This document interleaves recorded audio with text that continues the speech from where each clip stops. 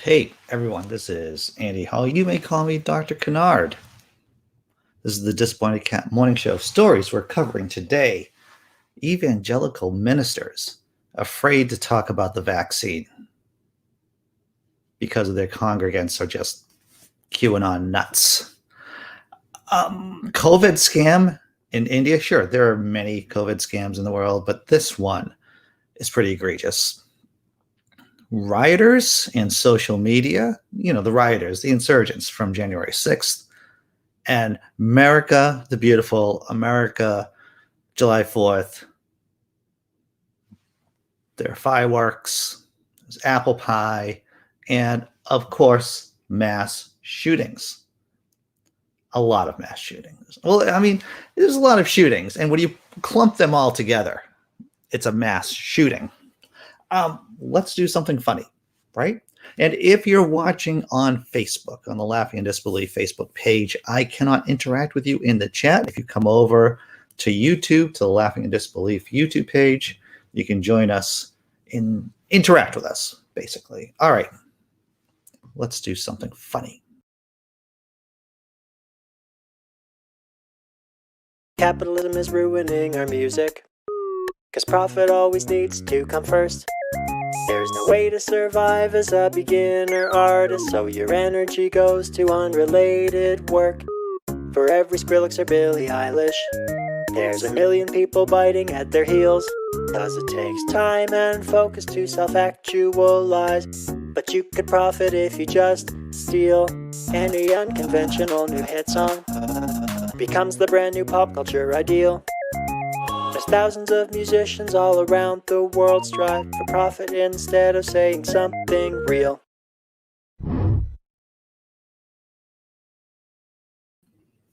I hope everyone's doing well this morning. I'm going to check out the chat and see who's here. Simply Secular Dave, first person here. 5 points for being first person here. Simply Secular Dave. How's that? Jessi Bear, good morning. Scott Duke. It's good morning so far, Scott Duke. The day is early. I hope the rest of them cripple. How are you, sir? Hope you're doing well. Let's see. I'm saying hello, Grand Farmer. What is in the news today? A lot of things. Just a lot of stuff. Let's see. Theoretically. Hello. This is the party people. I think the party sheeple has to be on some kind of evangelical channel somewhere. Cryptameria, how are you? Wild Eden, Derek Cruz from North Carolina, Cat the Humanist, Jessi Bear, Bonnie, Tobin. All right, everyone's here. Everyone's here. We might as well start the show. Oh, we might as well continue the show, right? Let's do a few memes before diving into the news. Dog moving his paws while sleeping. Everyone, he's probably dreaming about chasing squirrels, but no, that's what the dog's really dreaming about. All right, this next one is near and dear to my heart. Why is patience a virtue? Why can't hurry the fuck up be a virtue? And sometimes I think wisdom, and tell me if I'm wrong, chat, wisdom is all about knowing when to be patient and when to hurry the fuck up. And the last meme, the more America gets to know Congresswoman Lauren Boebert, the more we will continue to be inspired by her. Total star.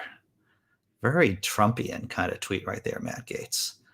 And Steve Hofstetter, who is a comedian and traveling around the country right now. You should check out his show if you have a chance. He says, I'm just happy you've finally trying to get to know a woman over 18 years old. Well said, Steve Hofstetter. All right. So what's going on over here? Well, I'm glad that you asked. In terms of announcements, I'm going to be meeting with my writing partner and film associate, companion partner. We're going to be talking about the short film, the comedy bit we're doing, the 3-minute comedy bit that we're going to be filming later on this month. We're going to be meeting today, possibly, and getting ready for that. All right, so let's do the first story. Now, evangelical ministers, they create a culture of Blind faith. Isn't all faith blind to some extent? Only the real faith. See, that's the true Scotsman's fallacy right there. Only the real faith is blind. And that's really the grade A evangelical faith. This story. Wasting my breath. Southern faith leaders wary of promoting vaccines, exhausted by backlash over pandemic restrictions. Some faith leaders see little upside in urging skeptical congregants to get vaccinated. Look, everyone, if you were here yesterday, you saw Jim Justice. We played a video of Jim Justice. Yeah, that's his real name too, by the way, Jim Justice, from the governor of West Virginia. So basically, these people who are anti-vaxxers, who are hesitant to get the vaccine, the only thing that's going to convince them are dead bodies. Jim Justice I may not agree with a lot of his politics, but I think he's spot on with that analysis, everyone. And let's talk about evangelical ministers who are afraid to talk to their congregations. Because it isn't just the fact that they're wasting their breath, they're afraid. Now, many of us come from a religious background, right? I remember seeing ministers in my church get fired when I was growing up, right? If they said the wrong thing to people, if they preached the wrong sermon, they could get and did get fired. So you could see that there are, let's say, market forces at work within certain churches that if a minister, even if they feel that they are supporting the vaccine, that the vaccine is real and good for people, they're afraid to talk about it because they don't want to get fired. I believe the links to the stories are in the descriptions. Did I remember to do that today? I hope I did. Hopefully I did, everyone. All right, let's check out the story. Politico spoke with nearly dozens of pastors, many of whom observed that vaccination is too divisive to broach, especially following a year of contentious conversations over race, pandemic limits, on in-person worship and mask requirements. Public health officials have hoped that more religious leaders can nudge their congregants to get COVID shots, particularly white evangelicals who are among the most resistant to vaccination. You know what gets me angry? And let me tell you about what gets me angry here. When leaders refuse to lead, right? So these evangelical leaders, these ministers, they're more than happy to talk about being against LGBTQ, against abortion, against women's rights. They're happy because that's leadership in terms of evangelical Christianity in the South. But when it comes to controversial issues, science-based issues like, hey, the vaccine really works and maybe you should get it so your nan doesn't die, that's where they draw the line, everyone. State health officials are conducting informal focus groups and outreach to try to ease pastors' concern about discussing vaccination, but progress is often elusive. They said many pastors said they have already lost congregants to fights over coronavirus restrictions and fear risking further desertions by promoting vaccinations. Others said their congregations are so ideologically opposed to the vaccine that discussing it would not be worth the trouble. If I put forth effort to push it, I'd be wasting my breath, said Nathan White. What an appropriate name for the pastor of Liberty Baptist Church in Skipwith, Virginia, a small town near the Virginia border. And once again, they're saying it's not worth my breath. I'm going to be losing congregants when a lot of them are afraid of losing their jobs. NIH Director Francis Collins, a devout Christian who has used his ties to the faith community to promote public health measures during the pandemic, said he regretted that pastors have faced such a barrage of negative responses from congregants. You know, you live by the anti-science. It turns out you may just die by the anti-science. Is that a play on a biblical verse? Sure it is. You live by the sword, you die by the sword. You live by the anti-science. You can die by the anti-science. They built the house. I mean, there's a bunch of biblical metaphors and references we can use here, everyone. It's heartbreaking that it's come to this over something that is potentially life-saving and yet has been so completely colored by political views and conspiracies that It's impossible to have a simple, loving conversation with your flock, Collins said in an interview. That is a sad diagnosis of the illness that afflicts our country. I'm not talking about COVID-19. I'm talking about polarization, tribalism, and even within what should be loving community of the Christian church. Of course, they have created a divisive community, evangelical ministers. They have created toxic tribalism, evangelical leaders, and yet they're complaining about the very culture that they have created. All right. There are exceptions, everyone. Black churches have a long history of activism, and many pastors across the South have eagerly spoken about the vaccine. Black adults are now among the least likely to say that they are definitely not going to get vaccinated, according to KFF polling. We have not encountered the level of resistance from the clergy, said Albert Mosley, senior vice president at Methodist Le Bonheur Healthcare in Memphis, Tennessee. The health system staff has advised pastors on how to field questions about vaccine side effects and misinformation. That's part of the overall role of the Black clergy see themselves occupying, Mosley said. So within Black churches, ministers are more likely to take the lead and to help people get vaccinated, to spread the word, unlike white evangelical leaders or so-called leaders. Are they really leading? All right, gonna check out the chat, see how everyone's doing.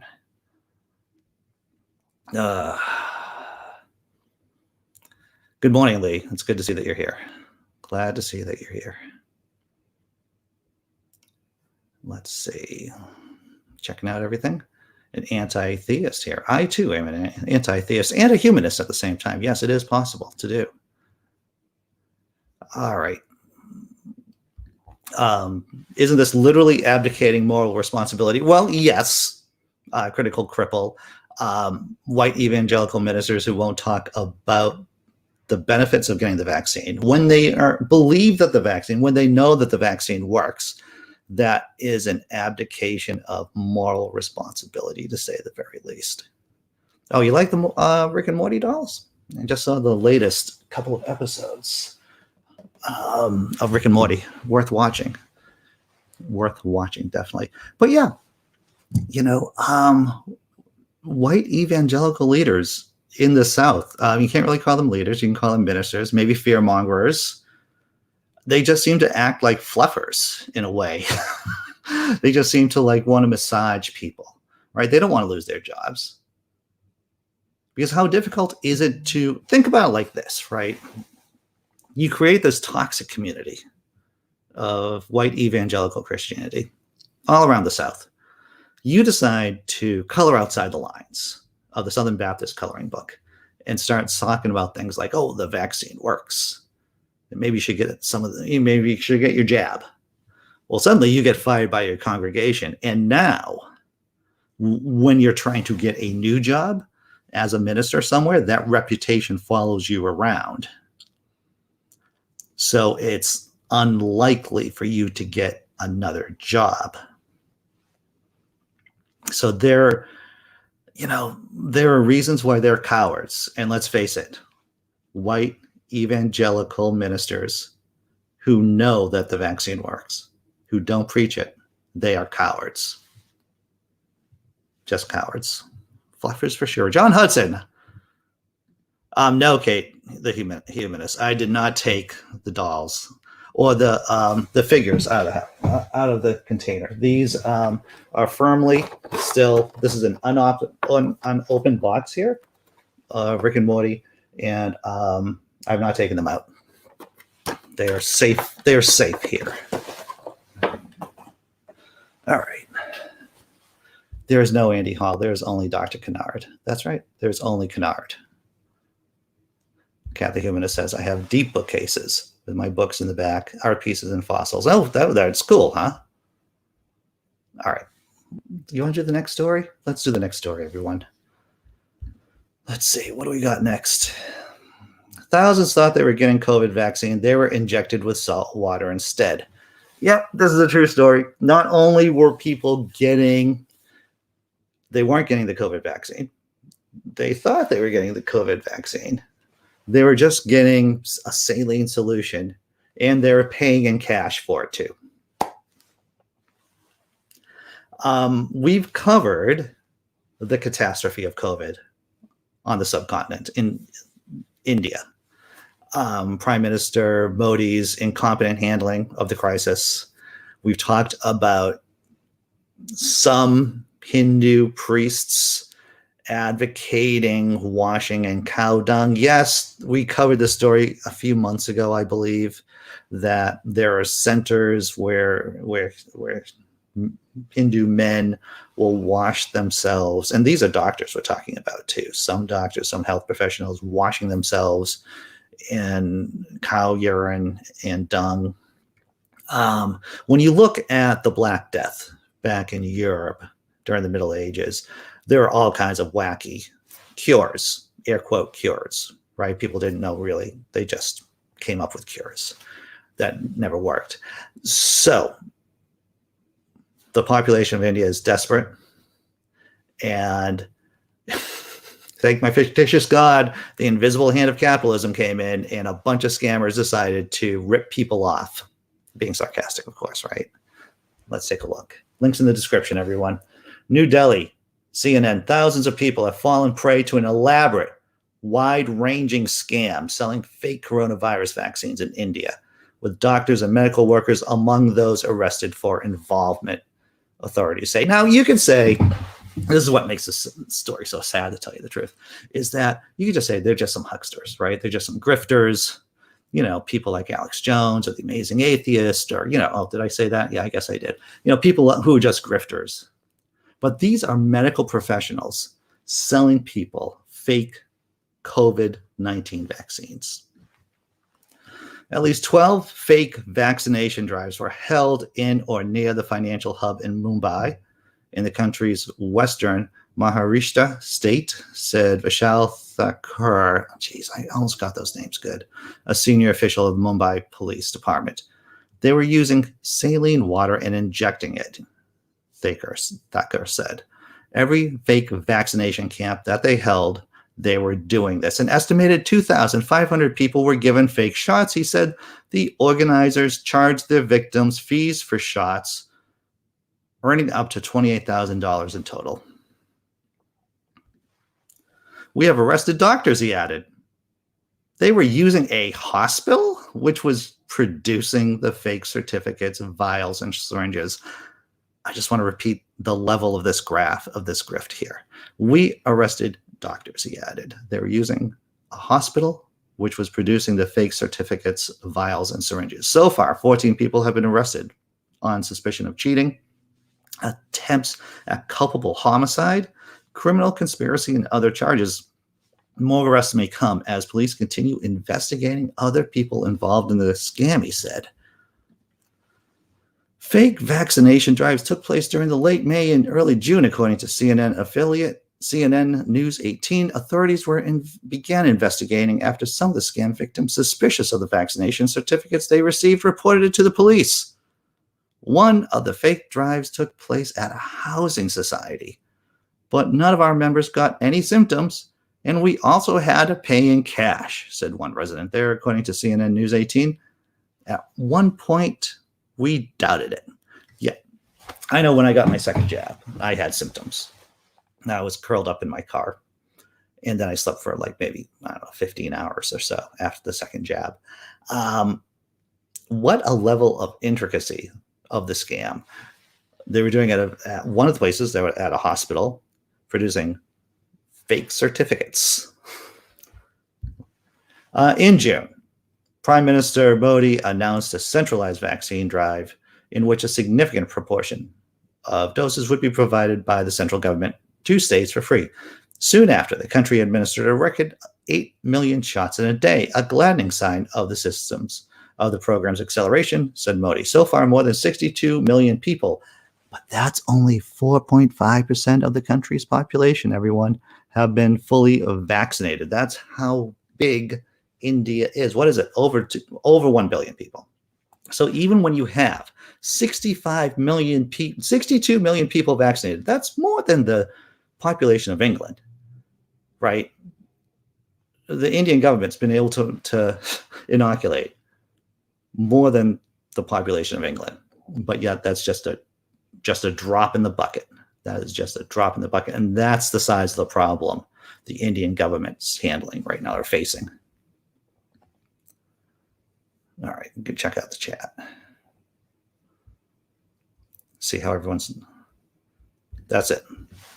Not salt water. It's 0.09 saline. Thank you, Simply Secular Dave, which is the most hospital used for IVs. Yep. Let's see. Well, Jessi Bear says, my car is in the shop. I have to rental. That stinks.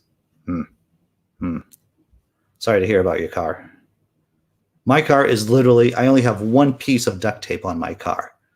I've been amazed at how long that piece of duct tape has stayed on it, too. It's been at least 2 years.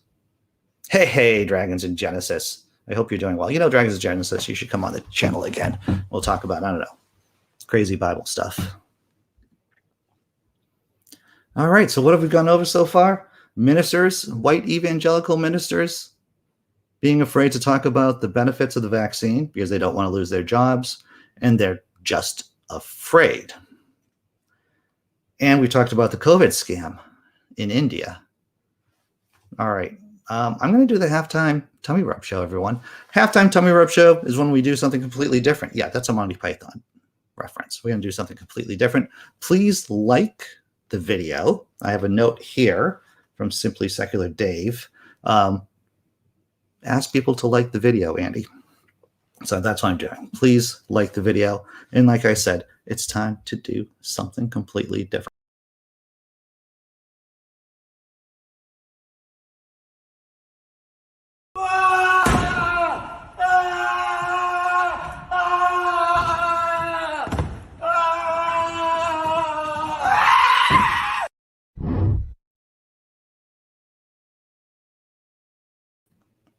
I'm sorry, everyone. Got way too much enjoyment out of that. And like I said, I promised it would be something completely different. And it turned out to be something completely different. All right. What are we doing next? You want to talk about rioters or you want to talk about America, everybody? Because you have, ouch, right, Wild Eden? I don't know. It looked like a lot. I mean, if I had another body and maybe if I was much younger, I might, try diving into something like that. That was pretty cool. Oh, Jesus. Veronica, I'm sorry to hear this. I grew up evangelical in rural Virginia, and they thought my cerebral palsy was the result of demonic possession. It became a routine to exercise my demons every week. And while I still had CP every week, much to their dismay, but my demons certainly got a workout. They blamed me, an 8-year-old, for lack of faith and reason why I wasn't healed and why I wasn't a real Christian, condemned me in hell. Anyway, I'm not surprised by their stance on the vaccine, and now I'm an atheist. Well, I'm sorry that you had to suffer through that. I had and my minor disability, I have an invisible disability in all reality. Once upon a time, it wasn't so much of an invisible disability, but I remember doing a lot of praying, hoping to get healed myself. And, it was a difficult journey, to say the least. It was a difficult journey for me personally. And it must have been very painful for you too. I'm glad that you're now an atheist. And we're able to get through that. What's up, Sammy?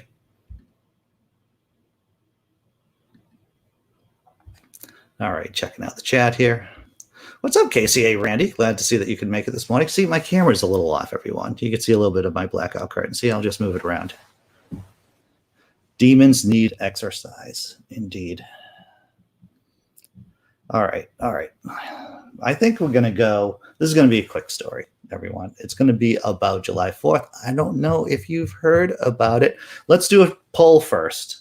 Let's just do a poll, right? How many people got shot on July 4th?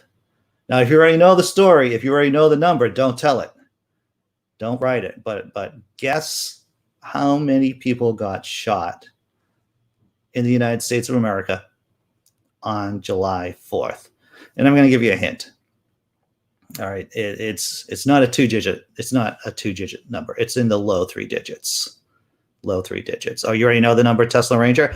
Wow. Isn't that an incredible number, though? How many people got shot in the United States of America on July 4th? The number was like, we're talking about a gun, theoretically. We're talking about a gun. Or who knows, maybe multiple guns. Maybe someone got shot more than one gun. I don't really know. But the total number of people who got shot in the United States of America on July 4th. This year, KCA Randy, not in 1776. The number is ridiculous. It's absurd. So let me get to the story, everyone. Short bit here. At least 150 people fatally shot in more than 400 shootings over the 4th of July weekend. I just want to let those numbers sink in. At least 150 people fatally shot in more than 400 shootings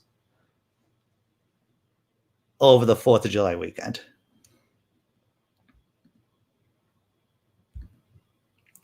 At least, this is from CNN, of course, at least 150 people were killed by gun violence in more than 400 shootings across the country during the 4th of July weekend. So it was over the weekend. It just wasn't over July 4th. As major cities nationwide confront a surge in violent crime, according to data compiled by the Gun Violence Archive. The data, which includes the number of shooting incidents and gun violence victims nationally over a 72-hour period from Friday through Sunday, is still evolving and will be updated. So that number might go up, everyone. That number might go up. In New York, where gun violence has been rising to levels not seen in years, there are 26 victims from 21 shootings from Friday to Sunday, a decrease from the same period last year, where 30 people were shot in 25 shootings, the New York Police Department said. 150 people killed in 400 shootings. God bless America. That's American exceptionalism right there. 150 dead. Well, Critical Cripple, I think that with everyone getting a bit crazy after, coronavirus. I mean, officially, many people here in the States think that coronavirus is done, right? There's this perception that everything's fine. Delta variant be damned. And that we can go back to life as normal, but with gusto. But with a lot more gusto. So there's probably going to be a lot more crazy behavior of all kinds, not just in shootings, but people doing all kinds of different activities, getting out and living their best lives. And I guess living their best life means shooting people. Well, yes, of course it is. Russian roulette. But they do it with a semi-automatic pistol. Is that possible? No, it's not possible. Well, it is. Land of the free. That's right. Land of the free. Jess M says, my neighbors were shooting each other with Roman candles in the street. Well, that's a tradition, right?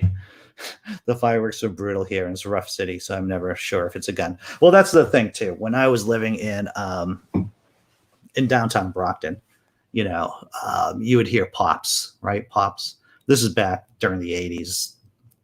It was a hard city, south of Boston. And you would hear popping sounds, in the distance. You're thinking, that's probably a gun. That's probably a gunshot.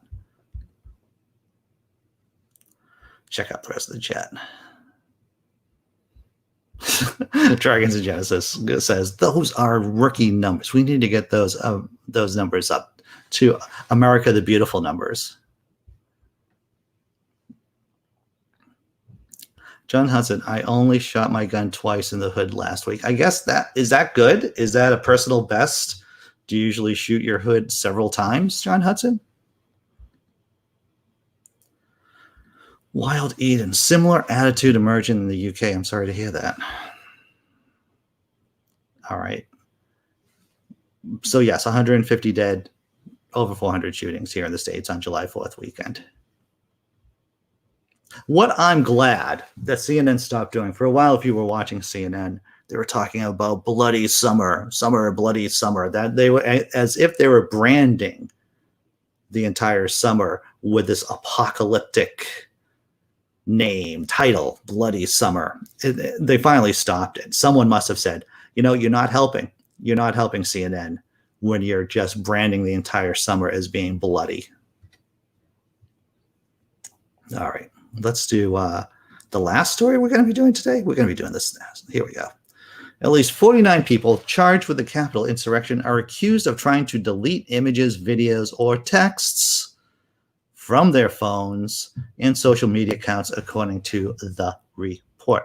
What's remarkable is that I've been a supporter of millennials for quite a while, to tell you the truth, because I've heard boomers, people of my own generation, Gen X, complain that millennials are Zers, they're tied to their phones, or they can't handle the phones. They're all, but when you look at the Capitol rioters, they're mostly boomers, right, and Xers. And what do? They post pictures of themselves breaking the law and just blasting it on social media. Well, it turns out that it's difficult to take those images down, because it seems, everyone, once you put something on the internet, there's a tendency for that thing to stay on the internet forever. And that's what the feds call evidence. Let's take a look at the story. At least 49 people charged in connection with the U.S. Capitol riots in January are also accused of trying to delete evidence from their phones and social media accounts, according to a review of court records by the Associated Press published Saturday. The court documents, as cited by AP, show, that's Associated Press, of course, show that the defendants are accused of trying to erase images, videos, and texts that document their involvement in the deadly siege on the U.S. Capitol on January 6th. It took several hours for authorities to regain control after supporters of then-President Donald Trump swarmed the building, and at least 4 people died. So you can just see how these knuckleheads, right? Because these people, they're not Mensa members, typically. They go down to the Capitol because of freedom and America. And they post these videos, they post pictures, they do these texts, and then they think, oh, well, I gotta cover my tracks, so I'm just gonna delete it. And it's like, I don't think you understand. I don't understand how technology works, everyone. But even I know that it isn't as simple as just deleting that crap off your phone. One defendant sent texts about being inside the Capitol during the riots, authorities said in court documents cited by AP. In a text sent 2 days after the insurrection, an associate of the defendant told him to delete all content from his social media accounts and buy a new phone, authorities said in court documents seen by AP. The defendant then shut down his Facebook account, where he had uploaded photos and written posts about the attack, authorities said in the documents, according to Associated Press. The people accused of deleting incriminating content from their phones or social media accounts are part of a wider pool of 545 people who have been arrested in connection with the Capitol siege. There are more than 545 people there, of course. Maybe there'll be more people arrested. To live is to hope, right? Authorities can ask social media companies to preserve posts and content until they get legal authority to view them. Adam Scott Wand, I'm going to pronounce it as Wand, a public policy professor at John Jay College of Criminal Justice, told AP.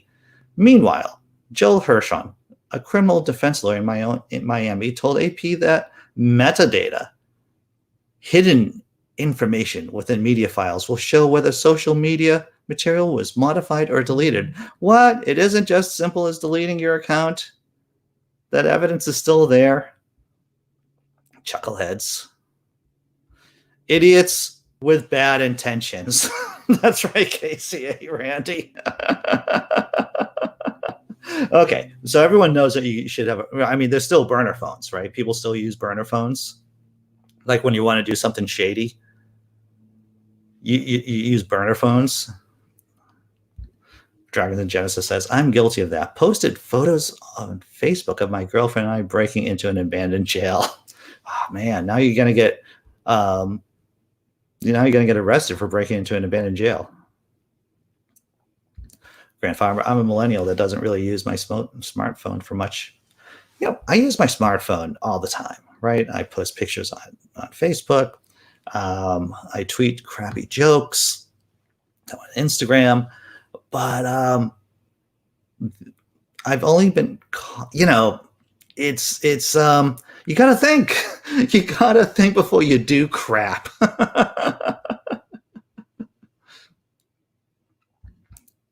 I'm still shocked that this isn't taken more seriously in the States. It was a tourist trip. Of course it was a tourist trip. This whole Capitol insurgency on January 6th, it was just a trip. It was just, yeah.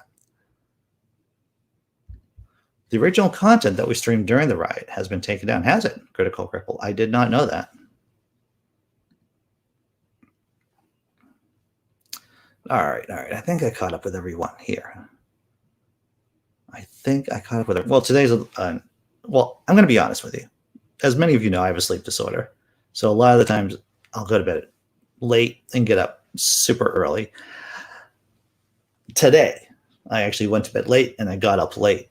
So even though I got most of the show prepared last night, I probably could have added more. So this is why the show is going to end earlier than usual. Most of the time we run up right to about 5 minutes of 10, and then we do the after party after show from 10 a.m. to 11. We'll still be doing the after party. You can join us in the panel, to tell you the truth. There's a link in the description if you want to join us on the panel. And we'll just talk about atheism. We'll talk about politics. We'll talk about art. We'll talk about anything that comes up in conversations, to tell you the truth. Right? But this show usually goes for another, 18 minutes, but it's going to be short today, I believe. Grand Farmer, I didn't know that was possible to have no Facebook, Twitter, Instagram with a like on a phone. I thought that was mandatory, that you had to have that. My phone is just used as a phone? Really? I mean, props to you. I mean, give you credit. My phone is like on my hip, basically, and on it way too much, everyone. All right. Let's do something funny and show another video, a funny video, before we put a ball on the show.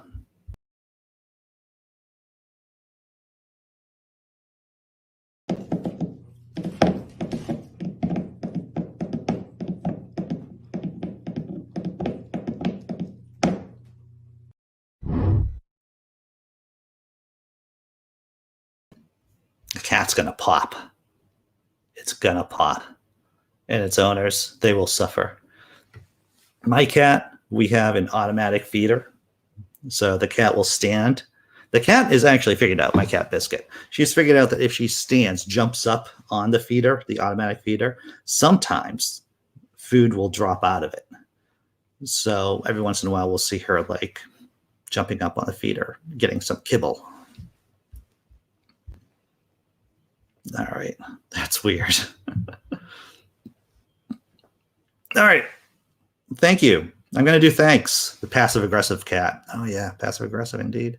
Just smacking that food bowl. All right. Thanks for showing up, everyone. We do this Monday through Friday, 9 a.m. to 10 a.m.